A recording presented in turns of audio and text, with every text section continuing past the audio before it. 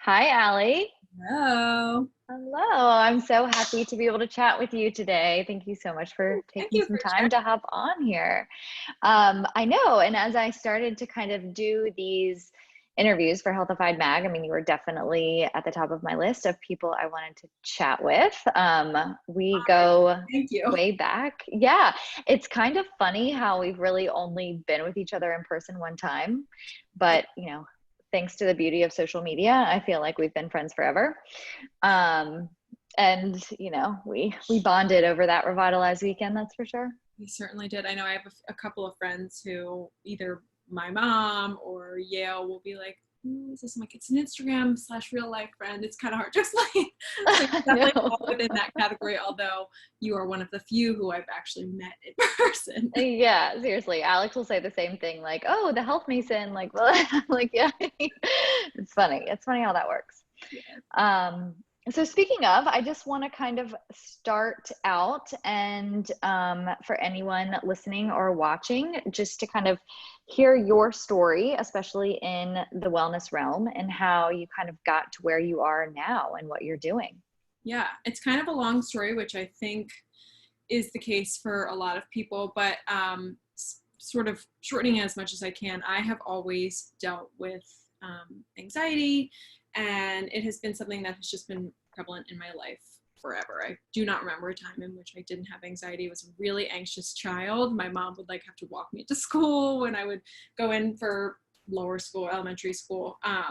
So it's always been something I've dealt with. But then later in life, towards the end of high school, I developed an eating disorder, which really sort of not enable it enabled me to change the way I eat and change the way I view food. I started to see through my recovery, started to see a dietitian who allowed me to see food as medicine, which was really life-saving and life-changing for me in many ways. But because of that, I wanted to have an outlet to create recipes and just sort of share not necessarily my recovery, but what I realized I loved, which was eating healthy and living a healthy lifestyle. So my Instagram, The Health Mason, started from that and was pretty much exclusively just a health and wellness, like healthy recipe page. I didn't really show Mhm. myself very much, but then as I started to sort of reframe my mindset, I saw wellness as more of an all-encompassing thing rather than just eating healthy. It's living a healthy lifestyle, exercising, having a healthy mindset. So wellness to me is sort of an umbrella term for a lot of other elements within my life. So that's where the Health Mason, that's kind of how that all began. Yeah, and there's so many things I want to unpack there, but one of the main topics that I knew we were going to talk about is definitely the anxiety and the mental health piece. But what goes along with that is kind of the evolution of your message. And, given that I've started following you and the Health Mason for years, and it was primarily like food focused. Yeah. And then, as I'm sure all your audience noticed, a shift in that towards especially kind of the lifestyle and mental health and anxiety piece. So I think that's great because to me, what that showed was like you really stepping into, not saying that the food sharing wasn't authentic to you, but it was almost like you really stepping into your truth of your message and what you wanted to share, which I think is so great. And so, how has, just as it kind of started out as this outlet for the food side of things, how has it kind of helped be that outlet for the mental health side of things? Or has it? I think for me, my mental health, I had a lot of anxiety in the beginning, early stages of my recovery from anorexia. Mhm. I really suffered with triggering foods or, just difficult foods that I found harder to eat, which sounds kind of silly, but anyone who's dealt with an eating disorder knows that there are some foods that just seem to have control over you for whatever reason. So Right. through that, I really started to see that there is such a mental component with food for so many people. Maybe not for everyone, but I know that for so many people there is an emotional and mental component with eating and food in general. But also my anxiety has just been something that I will lose sleep. I have poor poor sleep because of insomnia, because of my anxiety. And I just think that like wanting to be as authentic as I possibly can to my audience has been such a key focus of mine throughout my Instagram journey. Yeah. That sharing pretty much everything I possibly can, even if like today I shared that I've been struggling a bit with my mental health lately, just with summer coming to an end, and my parents are selling my childhood home of 27 years. So for me, authenticity is so crucial. There's no point in me coming on my stories and putting on a happy face if I'm not feeling that way. I don't want to be fake in any way. So I hope that answers your question. I'm not sure if it did. No, for sure. And I mean, do you feel as if through kind of sharing more on the mental health side of things, you are attracting people who resonate with that message more so? Like, where do you see a difference in the type of people that's in your audience? And have some of the people from early on been very receptive to the shift, or what's that looked like? I think some people were not disappointed, because I would like to think that people want to see me through whatever transitional journey that I'm going through. But I do think some people were like, listen, I signed up for recipes, but I don't see myself necessarily solely anymore as a recipe developer. If I really am looking for recipes, I don't always turn back to my own to share, or, I like to rely on other people for that, just because I think that they are really talented in those areas. But, I think that just finding a way to be as true to what's going on in my life as possible has really resonated with a larger element of my audience. And a lot of people do suffer from mental health disorders, or just areas that are weak in terms of their mental health. So I think a lot of people have really, I would like to think that they've appreciated my transparency in days that I'm feeling sort of low or anxious or just off, and trying to offer, I'm not a medical professional, I always have to disclaim that, but trying to offer solutions that have really helped me over the years. For example, I'm a huge advocate for getting outside, and I call it my daily walk. It is something that is essential to me, and if I don't do it, I do notice a shift in how I'm feeling. And so I always share when I'm taking my daily walk, or I share a lot of the time, because it might be a reminder to one person who's having a crappy day, who can get outside and just take a 15-minute walk. Sometimes that's all it takes, which can turn the whole day around. So I like to offer tangible and approachable solutions to anxiety and mental health that I feel comfortable disclosing, given the fact that I'm not a medical professional. Right. I love that. And I was actually thinking about this yesterday because, whether it was the end of the holiday weekend or just what have you, I found myself in a little bit of a funk, and I didn't get to go on my morning walk. I noticed that every single time I start my day, and normally it's like kind of around sunrise, with like a 40, it's getting harder these days.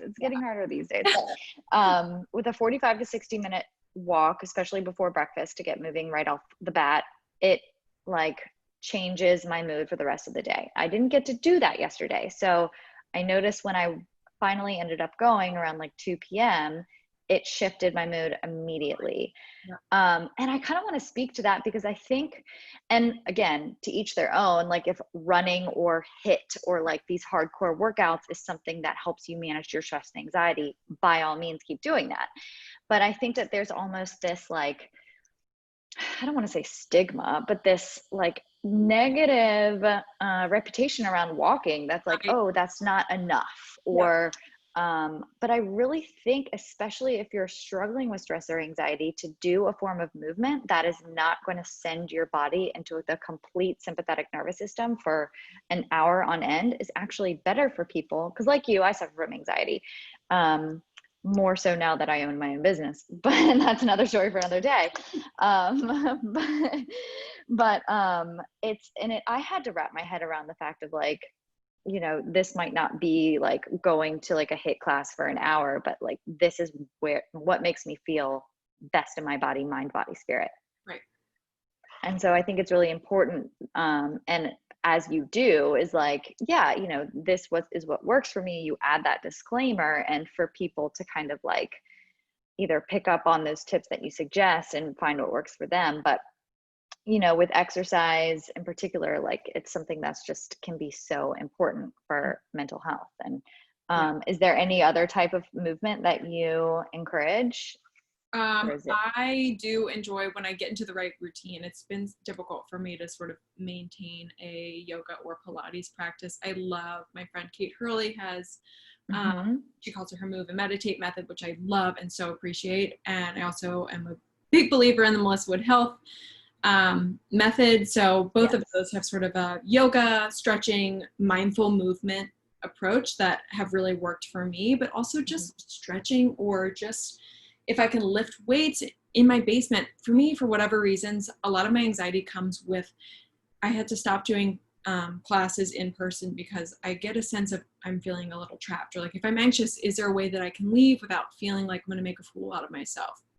I did Mhm. Pure Barre for a long time, and I started just, my anxiety sort of ramped up when I was doing it, and I was like, this is just not sustainable for me necessarily. It Right. might be causing more harm than good if I'm feeling Yeah. super anxious and wound up every time. But you know, we just got those little puzzle piece floor mats that you can get on Amazon for nothing, and a Yeah. few free weights, medicine ball, and have that in the basement. So I use that as just a little home gym, although it's not Yeah. very Yeah. exciting or full, just to be able to move my body in some capacity. Even if it's raining, I know if I can't get outside and take my walk, just stretching for 10 minutes or lifting weights, although they're like 5 pounds for me. Yeah, but you don't need much, you know, you don't need anything fancy. Yeah. Yeah.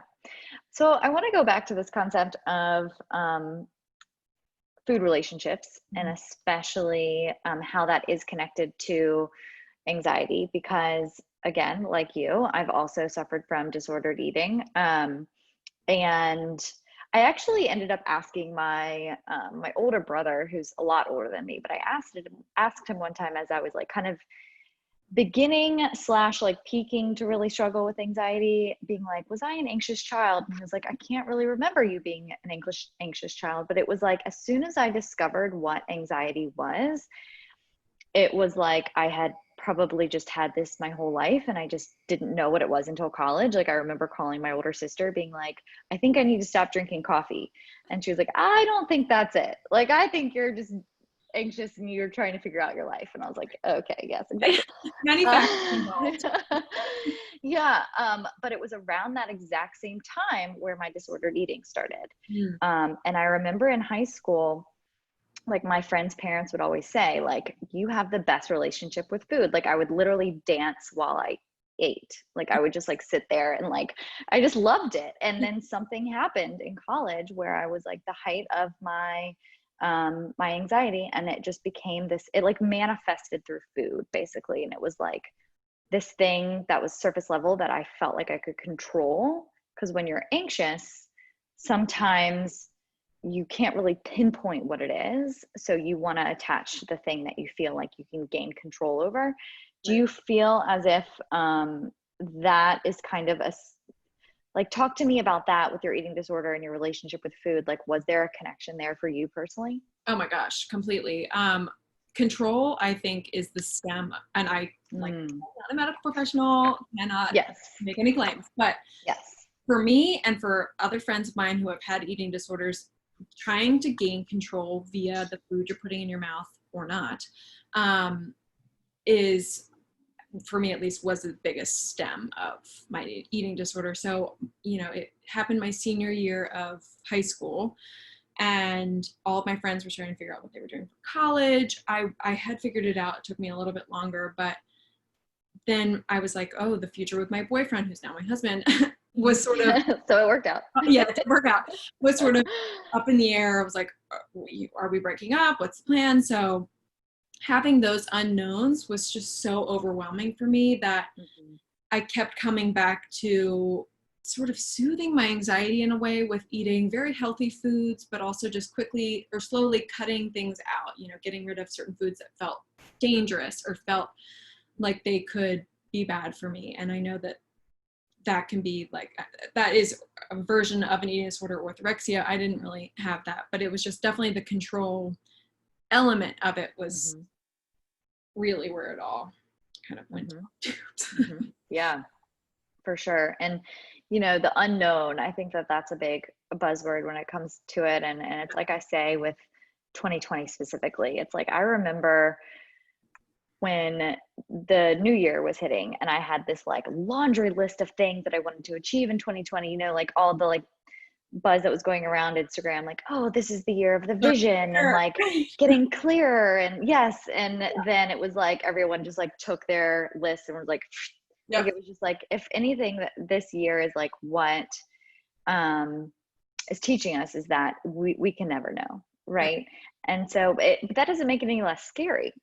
But I think it can kind of help people surrender a Yeah. little bit, Mhm. and to just be like, I actually don't know anything past like this moment right here. I mean, anything can happen, but I feel as if when like we resist the not knowing, um, that's where that like need to control kind of rears its head. Mhm.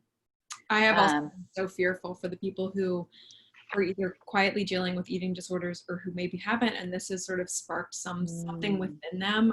My heart really mhm. goes out to those people because I think if you also don't have access to a medical professional, given how locked down we all were, it can be really a really trying and scary time. So my heart definitely goes out to people who are feeling like this is a newer thing for them, or if it wasn't new, it's brought out old habits and feelings. So it's definitely Yeah. has not been an ideal year for anyone, but I do hope that it offers a lesson in some shape or form. Right, right. And do you feel as if you had some kind of like old mental habits kind of come back Yeah, during this time? in a way. So I'm a little bit immune compromised. So my Hmm. husband was the one Right, going to the grocery store every time, and he would, having never had a history of eating disorder, or anything of the right. form, would come home with potato chips and tortilla chips and pretzels. Just be like, oh well, we have to stock up on these things. But Yeah, I love salty snacks, so have no, not necessarily no off switch, but I'm like, you're bringing these things home. I'm yeah, going to eat them. So I yeah. had a hard time with that because I was just normally I'm the one in control, back to control, in control of Right. groceries we get because I go to my like 6 grocery stores that I have feel like are local enough and have good options for us. So I do think that some elements of my eating disorder Hmm. reared their head a little bit, but nothing to the point where I am concerned, you know? Yeah, yeah, I for feel sure. like I've kind of gone on the opposite spectrum of where I was in the Yeah, throes of my eating disorder, just sort of relinquishing any fear in me, like what who knows what the hell this year has to offer, so let's yeah, enjoy it. So I've actually had to sort of reel it in a little bit yeah, in terms of yeah. And cocktails. it sounds as if like, you know, especially before this and when you were doing the grocery shopping versus Yale, it's like you're, I mean, and correct me if I'm wrong, but like it sounds like you're probably more of the health conscious one. Like you're very into know about like what healthy food and like Yeah, he's definitely so come a long way. Like I applaud him for yeah. him like seeking out more organic foods and things along those lines, but it was definitely a little challenging. I didn't go to the grocery store from March till maybe mid-June, so Oh wow. it was a long time Yeah. for me. Yeah.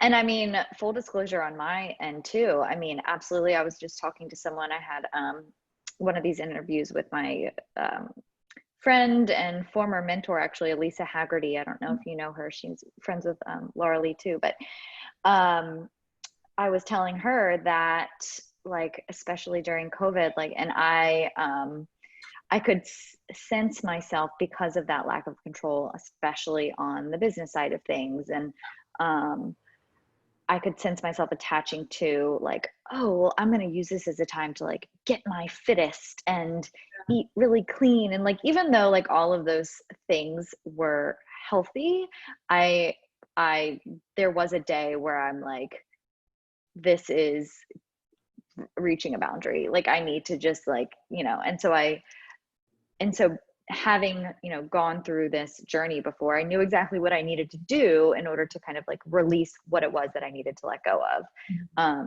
But I think a lot of people out there are still, you know, struggling and without, you know, that consciousness of like what are their mental patterns, or you know, things like that, that it can be a little bit more tough for Yeah. sure. I find too, though, I mean, pandemic or not, given my history of eating disorder, will fall into these patterns of, okay, I really should be limiting carbs, because I do find for me personally that carbs contribute to a lot of gastrointestinal issues, which I've dealt with for years. So I start to be like, okay, well, I should really avoid this. And then once I recognize that I'm setting these food rules or standards for myself is when I have to cut it off. Like I am just, that is not a healthy mindset for me. Right. There's a point in which people were villainizing bananas. And so Yeah. like that, for someone who has a mindset like me, and maybe someone who doesn't, can be very dangerous and make you want to avoid bananas or other starchier foods that are healthy at the end of the day. So Yes.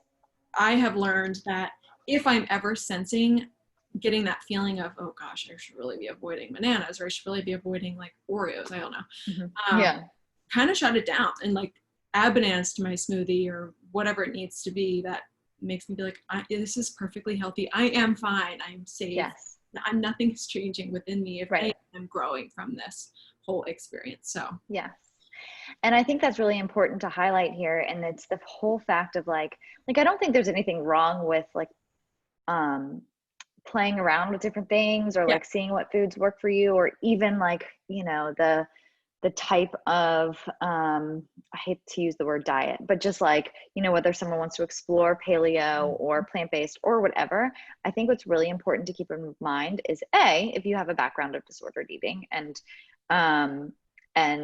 like B, the mindset around the why you want to do something, and like what kind of place that's stemming from. Like, is it stemming from a place of fear, or like you said, like villainizing all these foods, or is it, or like a need to control, or is it coming from more of a place of self-care? Like, oh, like I'm struggling with a lot of, you know, stomach issues. Maybe if I try Whole30, or maybe if I try to cut these really bloat producing foods out of my diet, like let's see what happens. Like there's almost like there's like a curiosity versus a fear, if you will. yes, I totally get that. To be totally honest, I would at some point now, I can't remember, I think maybe in June or July, I did a fasting mimicking diet. It's kind of become popular recently, and I had seen it all over Instagram. I was like, it's supposed to have a whole host of health benefits. Like, let's give it a try. I don't know if I've seen that one. I should have known, like a fasting diet. I think some intermittent fasting is great for some people, but the fasting that this diet protocol really called for was just something that was too triggering for me. And I ended early. It was meant to be 5 days. I went for 3. I was like, I hated the feeling of getting up and feeling lightheaded. That's how it felt when I was anorexic. I didn't want to not be able to take my walks because I just had no energy because of this diet. Right. And so I had come on my stories and was like, listen, I was doing this. I hadn't shared about it because I didn't want to share about it unless it was successful. Stupid in and of itself. But I realized it was not the right fit for me, too triggering. And I have a lot of health issues now, so I have to follow certain dietary protocols. I'm starting one really today. But I work with people who recognize A, my history, and B, what's within reason for someone who has my history. So yes, it's sort of been a dance to figure out what the best things have been for me. And I think that if anyone is struggling, like work with a medical professional. Do not necessarily just rely on things you see on the internet. It's easy to go down that rabbit hole for sure. I think a lot of people are, that's why people are so confused, is because, and I think like the more that you can educate yourself, especially with a support team, is super important. And just doing what works for you, and your body can be your best compass in that way, and that it can tell you. And right, so there's the like matter of fact, like science that comes out, or the opinion of this health professional or this doctor or what have you. But if you try something and it's not working, then like for example, I read Max Lugaveri's book on brain health, which super inspiring. And you get to a point, as you do in your mid 30s, where it's like it's not even about like having the body anymore. It's literally like, I don't want Alzheimer's. So like you start to like view nutrition as this like very like Your mind. medicinal. Yes. It's like, I care more about my brain health at this time, but it was really inspiring. So I like kind of picked up on some of the tips in his book, and like one of them, and especially through his interviews, was like, I don't eat breakfast. And there's like the argument that breakfast is this like societal constructed thing by the cereal companies. Anyway, not going to go down that rabbit hole, but I was like, so I like kind of tried the time restricted feeding for a bit, and I would break that, around 11 or 12, but I would have like a really nutrient dense salad with like blueberries and walnuts and smoked salmon and all these amazing foods. And it was delicious and I felt amazing, but I found myself in the morning, and this is where the emotional piece comes in. I found myself in the morning being like, I'm sad because breakfast is my favorite meal. Yep. I even created a company around it. and and I just don't want to live life like, like, yes, this expert is super motivating in telling you like, this is what you should be doing, but like, I don't want to wake up every day and I just look forward to breakfast. So I totally get that. Like, that's just not sustainable for me. But for Max Lucaveri, it is. And right. I think that's great. And he can, I think there are so many different points of view in terms of health and what's healthy. I mean, healthy quotes for sure, because, that someone who wants to wake up and drink celery juice every morning, and then there's someone else who's going to say that that's not healthy or unnecessary. Right. So it's, I think, really about listening to your body. I have become such an advocate of just listening to your body as best you can, and doing really what works for you, which can be definitely easier said than done. But it is something. It's like when you see someone doing celery juice for breakfast, it may really work for them, but if you try it and it's not working for you, recognize that and don't beat yourself up over it. That's what I've had to sort of teach myself, with not necessarily celery juice, but just in general. Right. Yes, agreed. So you mentioned, we talked about movement, and then you mentioned Kate Hurley's like move and meditate thing. What are some other forms of self-care that you turn to? Do you meditate? I used to be really good with meditating, like from middle school. I would listen to Yoga Nidra CDs like over my boombox in my bedroom. That's awesome. I don't even think I knew what Yoga Nidra was until I went through my training. It's impressive. I've had an interest in wellness in some shape or form, since middle school. So that was something that really saved me in school with my anxiety, was meditation. And professional help. But I really have been bad about meditating lately. And it's not that I don't see the science or the benefit to it. It's just, honestly, I think a lot of people, I fall into the category of not either having the time or desire to really sit down with myself and my thoughts and do it every single day. There are some days that I try and have some sort of meditative practice, but for me, what's really become my meditation is taking my daily walks. And I do usually listen to a podcast. Sometimes I listen to nothing, which is really, really helpful. But when I'm taking my walk, I'm not like just looking at straight ahead of me. I look at the trees around me. I stop and take mushrooms on my walks, so it's a very slow and meditative process rather than being this like intense. Sometimes it's sort of intense. I'm not really an intense exercise person. So that's really where my meditation comes into play, which is why I do it every single day. Which I love that. I love Kate's method, because she believes that when you're moving your body and then meditating, although her form of meditation is certainly more traditional, it's easier to accomplish. So I sort of marry the two and into my walk. Yeah, no, and it's very true, and it's actually why yoga was even created. Because they, discovered thousands of years ago, or whenever it was, that they were trying to teach these boys to meditate and they couldn't sit still. And so they found that when they put them through these postures, which, kind of later evolved to be like the flow yoga that, we kind of know about it today, that they were able to meditate more easily. So there's something to be said, because, the body is so energetic that and I'm the same way. Like I try and have, I do at least like 5 minutes every day, but I always did it before I moved. And then after hearing kind of that theory that to do it after you move, it's been a game changer for me. So anyway, so besides walking, any other, like, I know that you have some other like self-care things that help you kind of manage your anxiety and things like that. Yeah, I will say something I don't currently do now, but journaling I think is another form of meditation for some people. Just having things on paper is so helpful. I kept a journal for years and years and years. I just don't currently, but yeah, in terms of things that I do self-care wise now, I take a bath almost every day. Let's call it 5 days a week. Even in the summer, I know it's ridiculous. My husband's like, I see you sweating in there. Feels good. And honestly, I love taking my baths because I really can't access my phone. Yes, I can, but there's the anxious person in me is very drop it into the bath. So it's not something that I'm looking at. I'm not looking at my phone. I have the Calm app, which I love.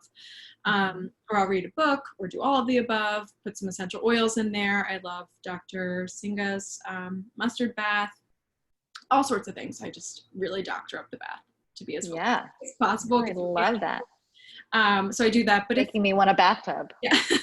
So, but if gotta get one of those first.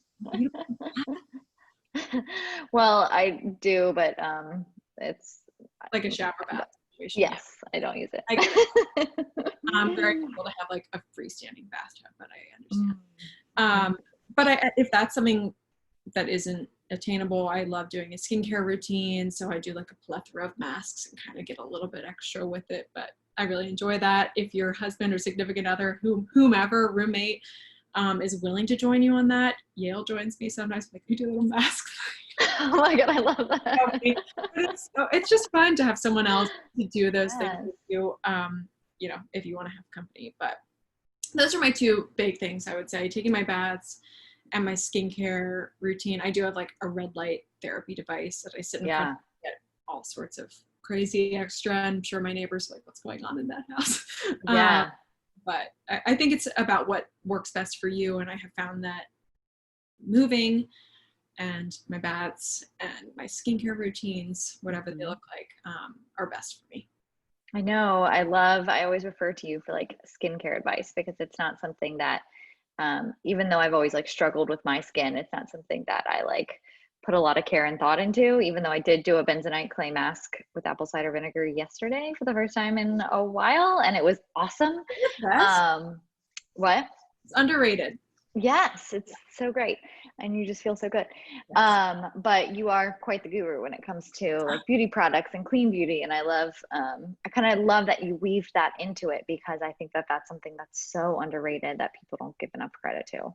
Yeah. I mean, that also like kind of goes back to where my Instagram shifted from being just recipe focused to more holistic lifestyle. Is I am not 100% clean beauty by any means because I have found like I do suffer from acne at times, and I have found sometimes that like the more conventional or chemical based products really do help. And so I just kind of have to accept the fact that if I have a giant zit, I put something a little stronger on there than woo-woo products can handle. But I have loved sort of trying to educate myself and then hopefully educate others on clean beauty and where to start and products that I like, being transparent in products that I haven't loved or what hasn't worked for me.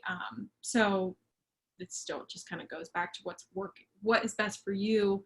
I think with clean beauty and clean skincare in general, it can be really overwhelming because you learn so much about conventional skincare and beauty and why it might not be the best fit for someone or anyone. And you're tempted to throw away your whole makeup bag. But I have tried to be as reasonable as I possibly can and find certain brands that I love and making swaps when I can. So if my blush runs out, finding a suitable alternative that is clean and effective and beautiful that works. So on that note, what are some of your favorite products or brands?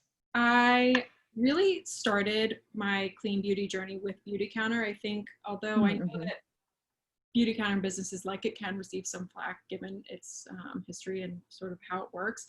They have really great products, and I think that the education behind their products are so it's well thought out. The company, they are doing their research, they are getting Yes. to Capitol Hill to make legislative change. And so I really appreciate that. So maybe 4 years ago is when I started shifting my products from conventional to clean. I started with Beautycounter in terms of just basic makeup.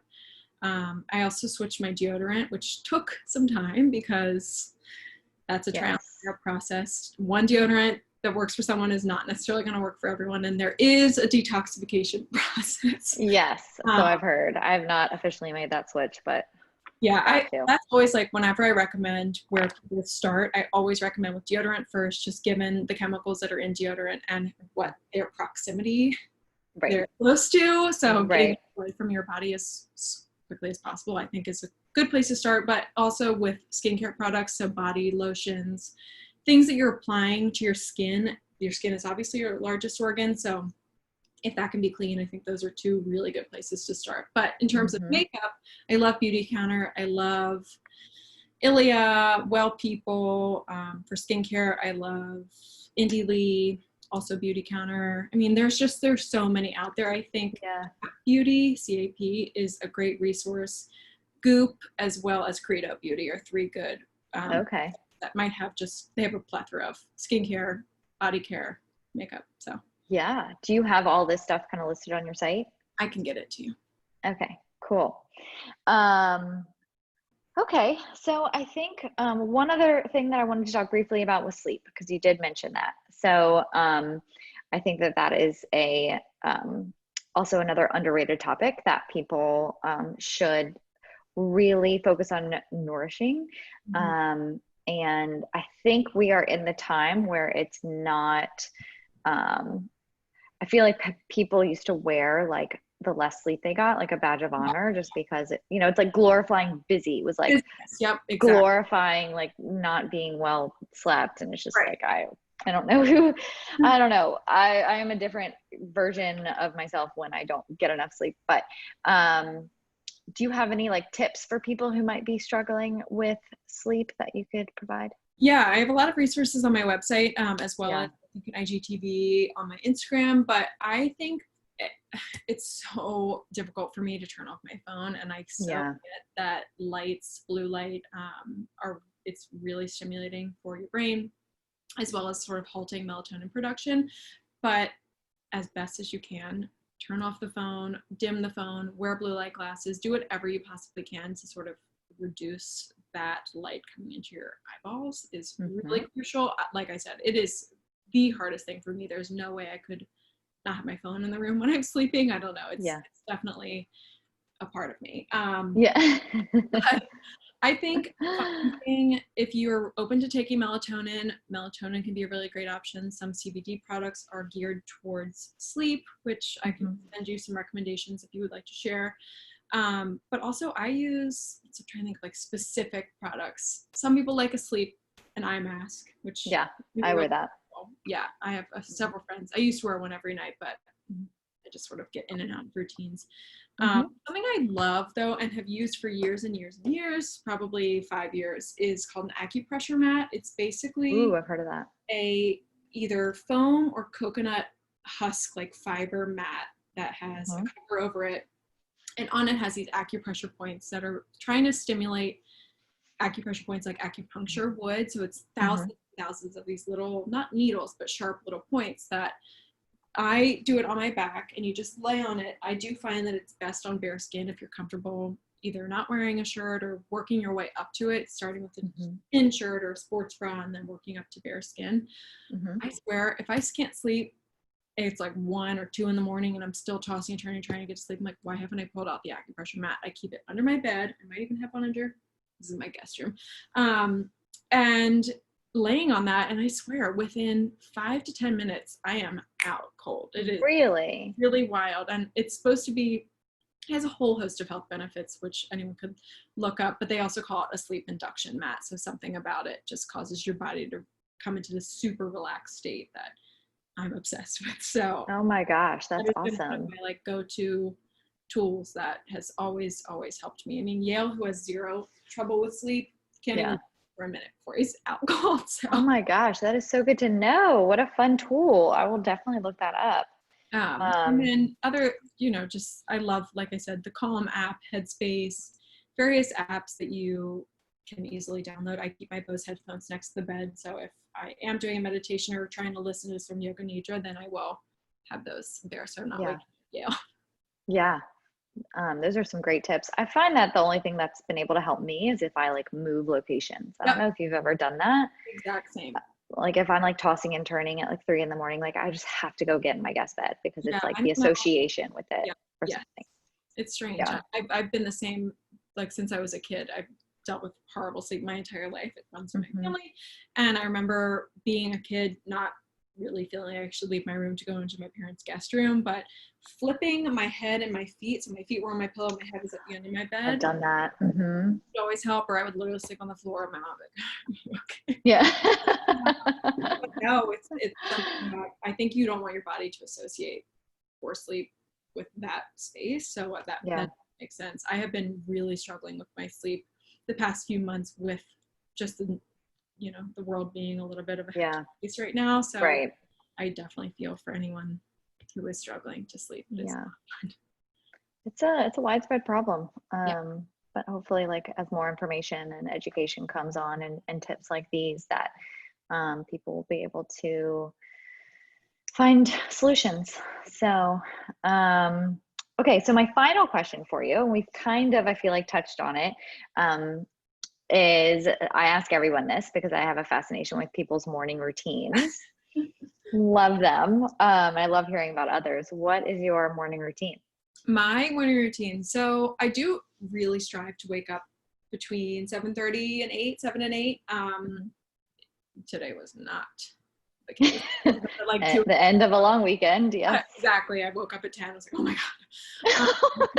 I don't even know what happened. It was like I woke up early and then fell back asleep. I feel like that's what screws you up. If you wake up at like 6 o'clock and I'll just close my eyes for 5 more minutes. 10 a.m. So great. I know that is not something that most people can do, but given the fact that I work for myself, it was okay. Yes, you have the ability. So normally on a optimal morning, I will wake up at 7:30.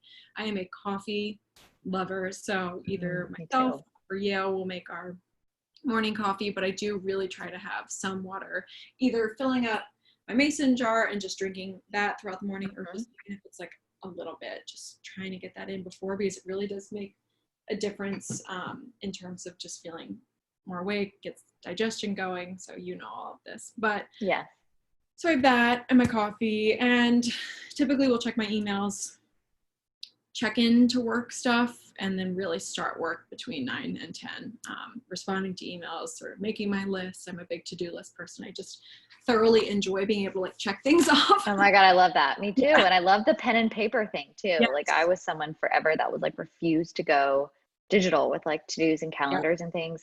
I now have had to, but you have employees. Yeah, there's nothing more satisfying than just like I will literally write things down that I've already done. Me too, just to cross them off. Yes. Oh my gosh, I thought I was just weird, but now I'm good company. That's the thing. That's awesome. And then eat breakfast at some point, which kind of varies, either a smoothie or one of your bars or both, or eggs. I'm a big breakfast person like you, so I do have a fairly sizable breakfast. And then like I really try and get some sort of walk in earlier in the morning rather than later, because it's been so hot. But it does seem to be that 3 o'clock, 4 o'clock rolls around, I still haven't taken my walk, which I can feel internally. I'm like, I need to get outside. Yeah. Doesn't count the walks that I'm taking with my dog, because he pees and stops to pee on everything. So. Like every single little thing. I'm like, what are you doing? Like leaving sticky notes around the neighborhood? Like, come on, let's pick up the pace. That'd crazy. So even our neighbors are like, you just walked with your dog, you take another one? I'm like, it's not the same. It's not a walk, and I need my walk. But yeah, no, I really try and have my morning walk, but usually it's an afternoon situation. So my morning routine's pretty similar every day, just those various things. But I mean, I try and leave room for anything that might come up. Yeah, some flexibility. Well, I think that that's great. And, studies show that like a routine can really help, set your day off on the right foot. But yes, definitely with life. Bed maker? Oh, I think Alex actually will make the bed the majority of the mornings, just because like I'm the first one out. normally. And so then he, he's tall. So like all he has to do is just like use his like go gadget arms and just like it's like, and whereas like I have to like walk around like 3 times. But I'm a big believer, like if he hasn't done it, then for sure I will make sure, like before I leave the house, like I gotta make the bed. I feel like it just sets your morning off on such a good foot. I don't know what it is. I've always been a bed maker, so there's actually this veteran or something, I forget what his backstory is, but he like wrote a book that was called like Make Your Bed and Other like Lessons for Happiness or something. And I was like, it's so true. I mean, if I don't make the bed, something it's just it's off up there. Yeah. Okay, I lied. So my final question now is, because I'm a big walker as well, and I just love being outside, and I love your encouragement of getting outside, but lo and behold, we're about to enter the cold months. Do you still get outside when it's like winter and cold, or what do you do about that? So yes, I do.